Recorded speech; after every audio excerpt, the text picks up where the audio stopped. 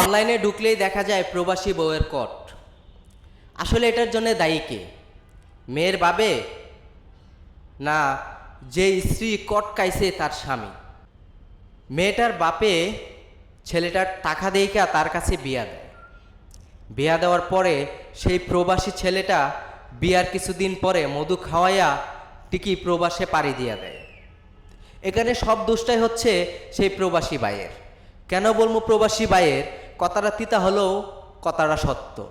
হয়তো অনেকে আমাকে গালি দিবেন, কেন ভাই আপনি যখন বিয়া করছেন, মধু খাওয়াইছেন, সে যদি সেই মধু সবসময় না খাইতে পারে, সে কিন্তু অন্য চাকে টিকে হাত দিবে যেই চাকে মধু আছে। যখন আপনার চাকে সে মধু পাইবে না, সেই চাকটা উড়াল দিয়া অন্য দেশে পাড়ি দিয়া দিছে, তখন সেই মধু খাওয়ার জন্যে সে অন্য চাক খুঁজবে।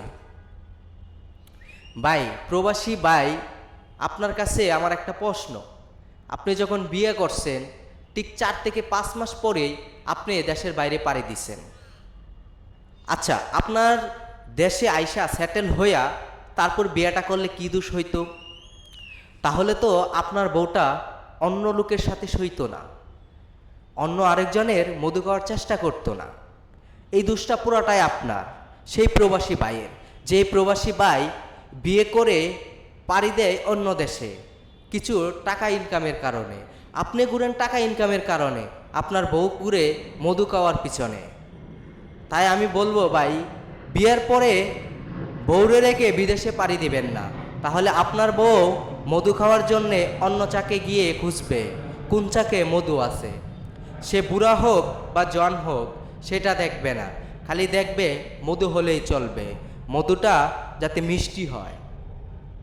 প্রবাসী ভাই, আপনি এই যে দেশের বাইরে যান, আপনার বউ অন্য বেটার সাথে পরকিয়া করে, অন্য বিয়ের সাথে রাত কাটায়, এটা কি আপনার ভালো লাগে? আপনার কি মান সম্মান থাকে? কেন আপনারা এই ভুলটা করেন? বিয়ে করার পরে বউকে রেখে প্রবাসে পাড়ি দেন, দেশে আইসা সেটেল হয়ে তারপর সুন্দর করে জীবন সংসার করেন, সেটাই সবচেয়ে ভালো। প্রবাসী ভাইদের উদ্দেশ্যে এটা বলা আমার উচিত হয়নি, তবু বললাম।